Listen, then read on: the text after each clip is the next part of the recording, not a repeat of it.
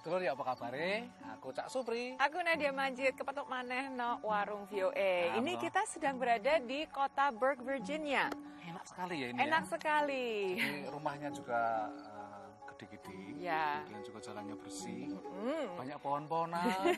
Kemudian juga kebetulan udaranya ini semriwing enak. Lah, aku lan Cak Supri ini arep sowan ke seorang warga Indonesia penderita kanker, namanya Adriana Sembiring, yang sepertinya bisa menjadi panutan karena spiritnya itu selalu optimis, Ja.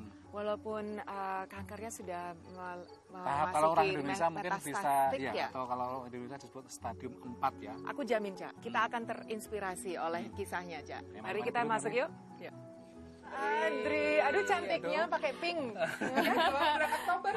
Nah, Adri, lagi-lagi kita terima kasih Adri bisa meluangkan waktu ya ngobrol-ngobrol tentang pengalaman Adri, berbagi cerita tentang pengobatan kanker Adri. Kalau boleh tahu awalnya itu bagaimana sih mendeteksi bahwa Adri, taunya gimana Adri punya kanker? Kebetulan kalau saya selalu rajin check up memang. Pada tahun 2010 itu saya menemukan ada benjolan di sebelah kanannya payudara, kemudian ke dokter dan dokternya langsung kayak kaget gitu. Wah, segera hari ini juga kamu pergi mamografi.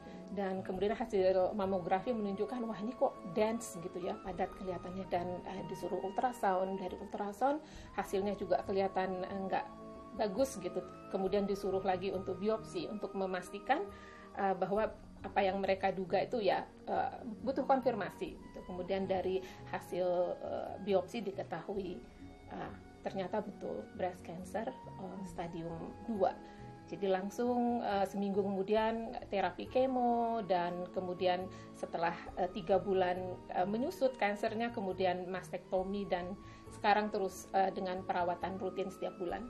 Kalau saya sekarang sebutannya udah metastatik kanker payudara pada tulang.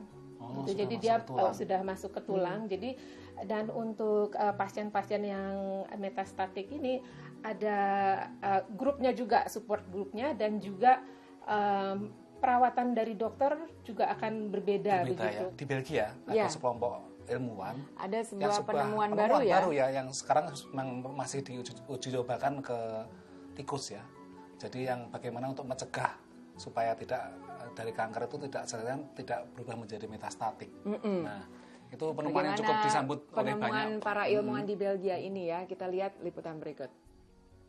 Metastasis terjadi ketika sel-sel tumor utama lepas, lalu masuk ke dalam pembuluh darah, ikut bersirkulasi dalam aliran darah, dan menemukan jaringan sel baru untuk ditumbuh. Para ilmuwan Belgia dari Institut Penelitian Universitas Katolik de Louvain mengatakan mereka telah menemukan cara mencegah metastatis tumor utama kanker payudara dan kanker kulit pada tikus. When you have few metastases, this is still manageable for therapy, but when you have a lot of metastases all around your body, you are good for palliative care as a patient. It's sad to say so. So what we found is a treatment able to prevent metastasis, and of course this will offer a high hope for these patients which are at risk for metastasis. Para ahli kanker mengatakan metastasis merupakan proses yang rumit dan masih penuh misteri. Tim ilmuwan Belgia yang dipimpin Pierre Songvo menemukan mekanisme yang membuat sel-sel bisa mengontrol perubahan yang sebagian disebabkan oleh free radicals atau molekul bebas. Molekul bebas yang terlibat dalam metastasis sel tumor adalah superoksida. Percobaan sel kanker payudara dan kulit pada tikus menunjukkan bahwa pemberian antioksidan menghentikan produksi superoksida. Ini pada gilirannya mencegah perubahan sel yang mengarah ke metastatis. In some of these models we found a 100% response. It means that we prevented by 100% the dissemination of metastasis. And when you are a scientist and when you find this, you just fall on the ground. I mean, this is a very nice result. Penelitian yang dimuat dalam jurnal Cell Reports ini menuai pujian dari ilmuwan lain. Chris Bakal dari Institut Penelitian Kanker di London mengatakan penemuan ini bisa menuju pada pengembangan terapi untuk mencegah penyebaran sel kanker metastatis dengan menyumbat jalan molekul bebas.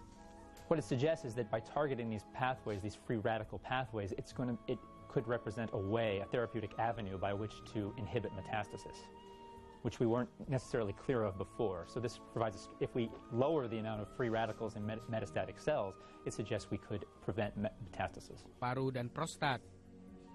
Tahap berikutnya adalah mengembangkan obat dan mulai percobaan klinis terhadap pasien kanker. Dari Belgia, tim VOA. Nah, tadi itu adalah penemuan para ilmuwan Belgia. Bagaimana Masih mencegah tahap uji coba tahap ya. metastatik itu. Tapi memang tadi ada slogan yang bagus. Adri tadi bilang bahwa di sini ada kampanye to live with cancer. Bagaimana hidup dengan kanker ini, bukan hidup demi melawan kanker. Nah, Nanti kita akan ngobrol lagi dengan Mbak lanjutkan Andri, ya. tapi sebelum itu kita parkir dulu obrolannya pemirsa.